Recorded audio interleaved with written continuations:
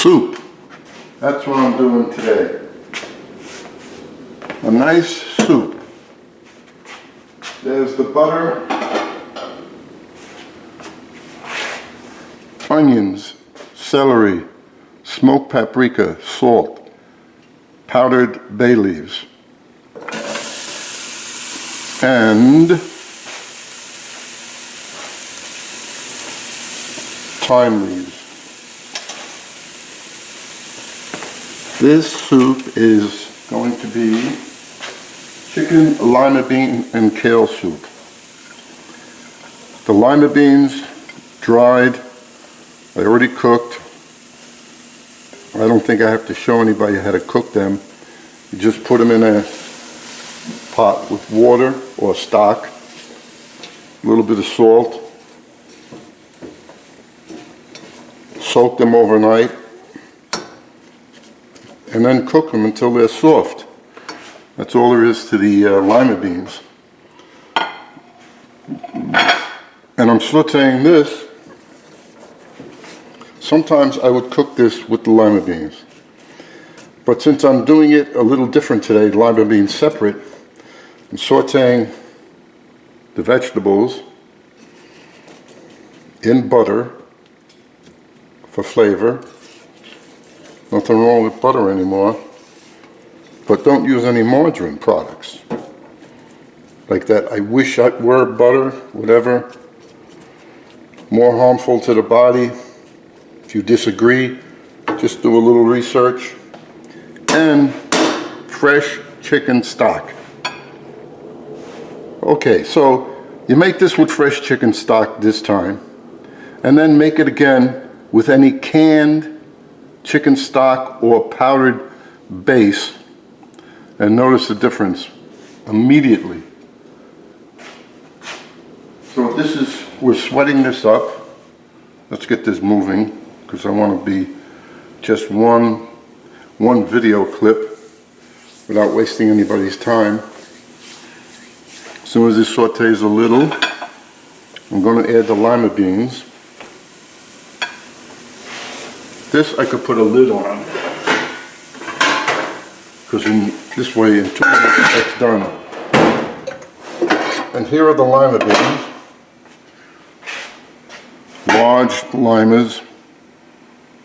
I cooked them in water, but there's so little water there.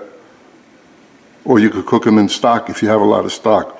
But I didn't want to waste the stock on this. I wanted to measure the stock exactly what I have, because here there's only about a half a cup of liquid left from cooking. So I'm not like diluting it, because that water in there has the flavor of the lima beans in it. Where if you cook them in a lot of water, you're going to lose the taste.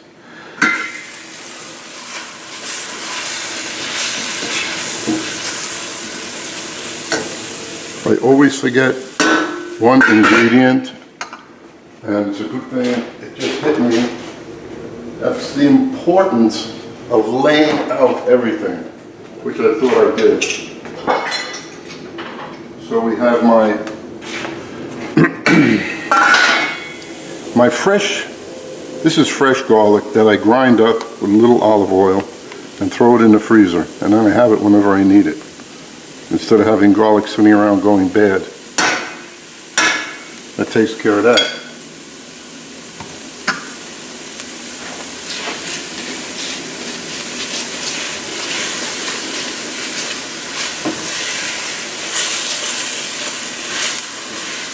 Going to add the chicken stock,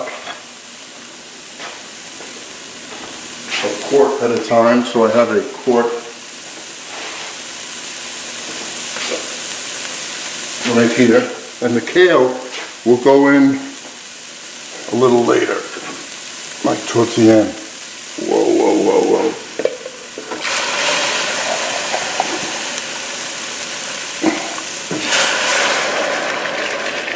That's 1 quart.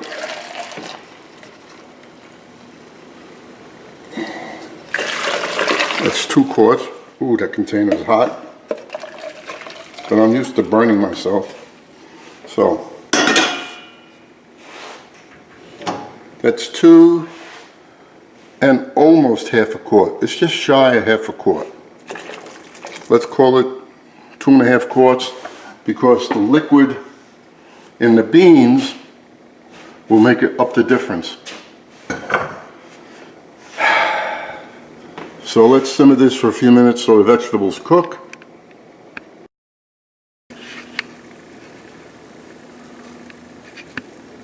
Now I'm going to try to finish it up. That's been a few minutes. So we're going to put the lima beans in there.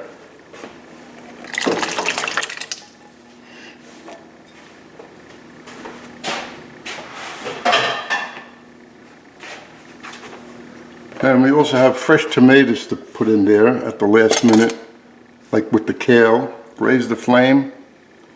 And now I'm going to taste that because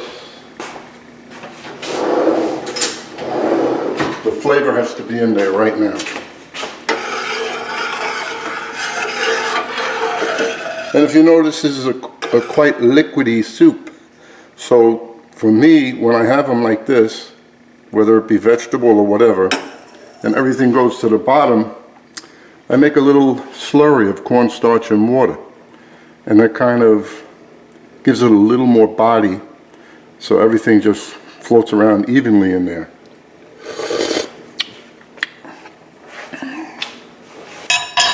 That flavor is there.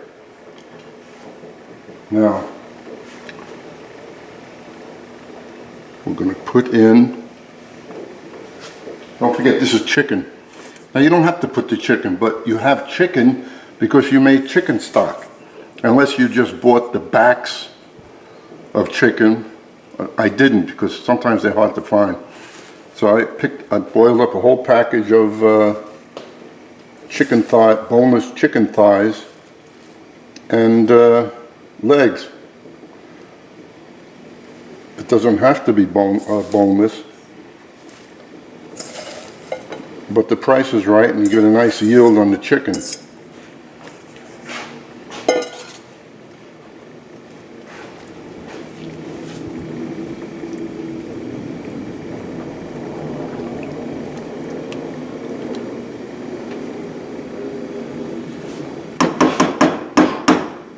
A couple of things I'm going to increase as we're talking, and I have to remember to do this.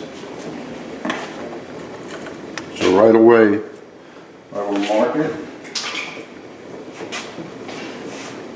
That's just a little more thyme and a little more smoked paprika.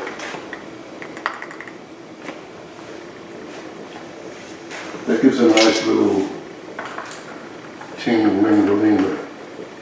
And I'm going to put, I don't want to move my camera right now, but I'm going to put in there sriracha hot chili sauce. And another teaspoon of pink Himalayan salt. So now we have a little more taste in there. This is just about ready. All I need is for it to boil a little.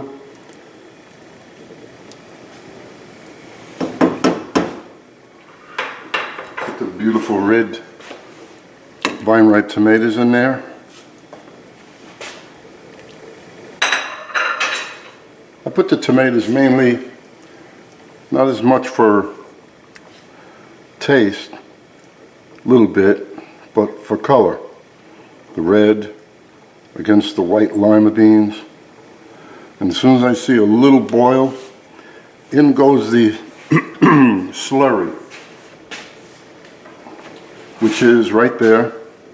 Now just smooth it out with your finger. And like I said, I use this you use a lot of this in Asian cooking when you want the sauce to be clear and it looks watery, especially after you saute all the vegetables. The water comes out. And You don't want the water on the plate, but you want the flavor. When you use this, that's what it does. So I hear it and it's boiling. So we're just stirring this. Too much heat on my hand. Stir this.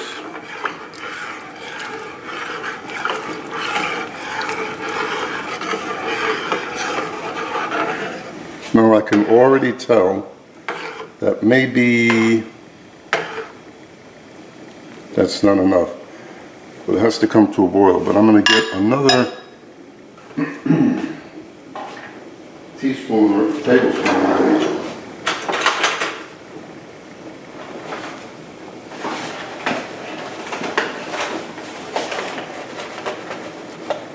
I like the way it looks. And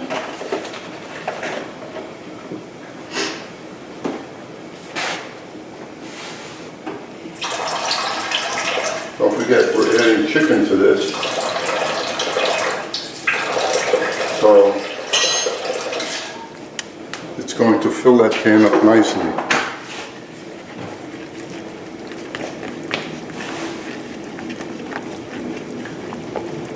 See how it boils just a little bit differently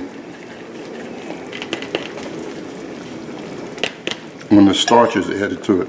Now if you use the roux, it would make everything white, and I don't think we want that.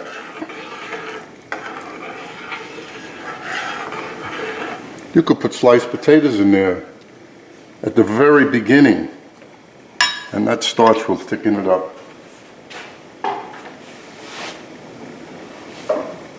Now everything has to come to a boil, or else things could go sour. So there's the chicken. This is chicken thigh. Why am I using a lot? I have it, and I'm going to make this like a meal. So there's the protein. Well, there's protein in other items here, but this way the chicken.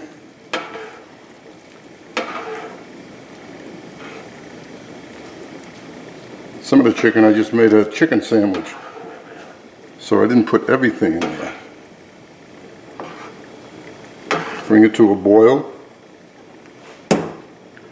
Taste it. If you notice, it does have a little body.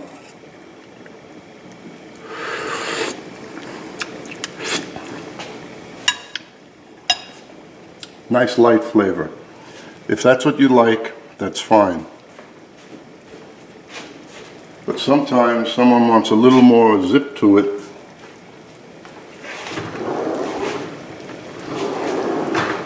So you can add a little bit more salt. Me, I don't, because I'm getting away from using a lot of salt. So me, this has a pleasant flavor without. This is a good amount, so you make this, put it in quart containers and throw it in the freezer. No problem. And when you bring it back out, don't use the microwave, just put it in a little pot, bring it to a little simmer for a couple of minutes, and it brings it back to life. Because when you use the microwave, you still have the, you know, the tomatoes, the liquid in the tomatoes breaks down in the freezer, and there we go, we're done. I'm going to put this in a soup plate just to look at it. You don't need any garnish. You got enough garnish in there. And then I'll put in the description of the item how many quarts it makes.